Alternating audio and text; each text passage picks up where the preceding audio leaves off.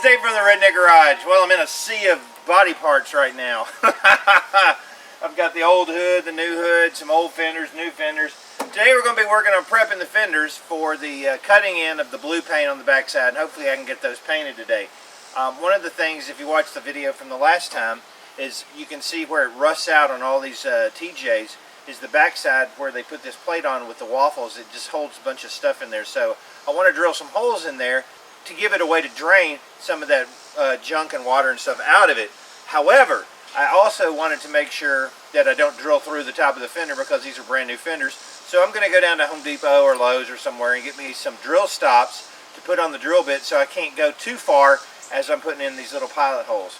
And we're going to get some bolts to put the brackets back on. So I'm going to head on over to Home Depot and give them a little bit more of my money. So if you watched the last video, here's the bracket that we painted with the gloss Krylon after it had the rust encapsulator from Eastwood painted on it. And it looks great. Now nobody will see this unless you raise the hood and then look really, really hard because the engine will be covering it too. But this should give it enough rust protection where it won't rust out again like it did before. That looks great. Alright, so I put up my little sunshade tent, which keeps me from absolutely burning up. And we got some real small 5/64 drill bits. And I'm going to drill some pilot holes in this section right here to give it a couple drain pieces. Now the one thing that I got to be careful of is that I don't drill through, because of course they didn't have any drill stops at Home Depot, because that would make too much sense. So I'm going to drill some holes in here, and then we're going to put for drains, and then we're going to get the fender prepped for paint.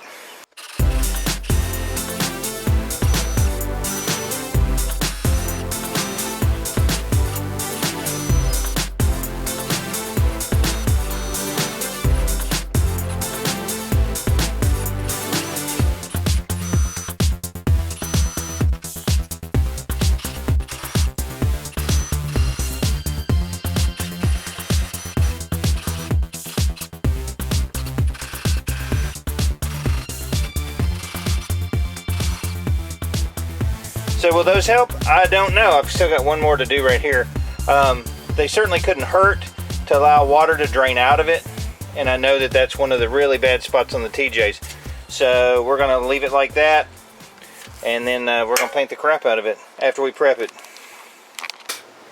Now that I got the holes drilled, I'm going to go ahead and prep it. I've got a new Scotch-Brite scuff pad and a little bit of dishwashing detergent. I'm just going to wash it down really well on all the sides, make sure there's no oil or soap or any grease or anything like that on it. And because this is the inside of the fenders, I'm not too worried about doing any more priming or anything like that, because it's got primer on it. We're going to base coat, clear coat it, and it should be just fine. I went and looked at the factory old fenders just to see how they did the paint treatment, and it looks like they barely painted it if you look at it. Might have been primed. It looks like it's got a little primer on it, but it's very weak as far as like the coating goes.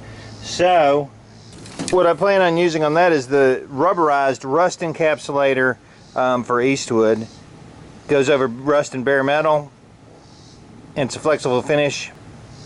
This should do really well for painting the interior of those fenders on the inside. Well, I was ready to paint, but the paint was not. It sat long enough in the garage where the metallic just went straight to the bottom, and it was pretty thick. So it's been on the shaker for about an hour, and it's almost there. So it's going to be probably tomorrow before I'm ready to paint. Okay, I got the paint mixed up, and it's well dispersed as far as your metallic. That's one reason you want to mix it up really well, so you don't have, like, next time I paint it, the metallic's different. When you got all of it clumped up on the bottom, it's not going to spray just exactly the same. So if you mix it up really, really well, then you don't have that problem. So we're going to mix up 2 to 1 some blue paint, and I'm going to start shooting the parts over there.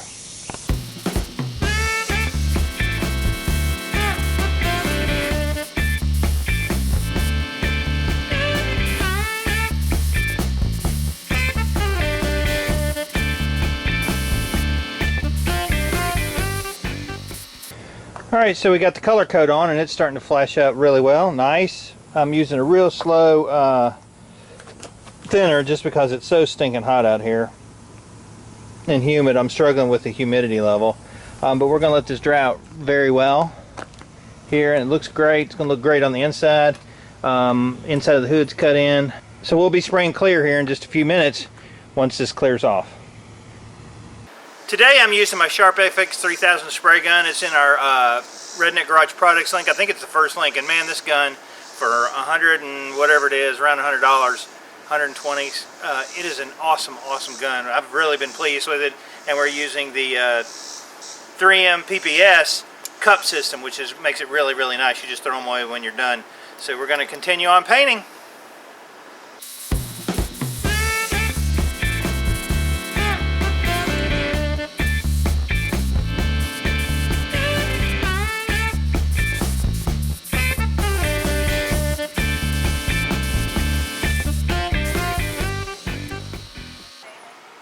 Well, they're painted on the inside. They look a little dark. I don't know. Maybe I need to mix up the paint a little bit more.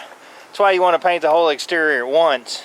I can see the blue in it, but it's really dark. But it is shiny. It's got base coat, clear coat on it, and it should be just fine for inside of the hood, irregardless. We have to take a look at that though, because where I painted the firewall before, it looks a little bit lighter blue, and maybe I needed to mix it more, a little bit more.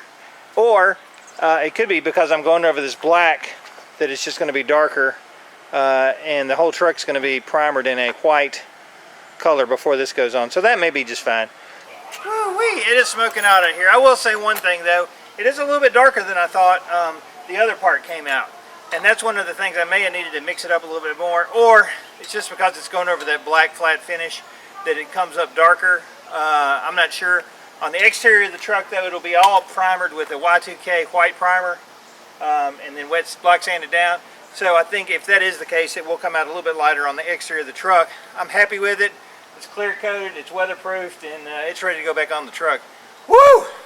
Now, I'm going to go down to Mark this week, and we're going to get a block back. I'm going to worry him to death because I'm ready to put the motor back in. I'm going in and have a beer because I'm about to sweat to death. I got the fenders done. Everything looks good. I'm David from the Redneck Garage. Keep turning wrenches.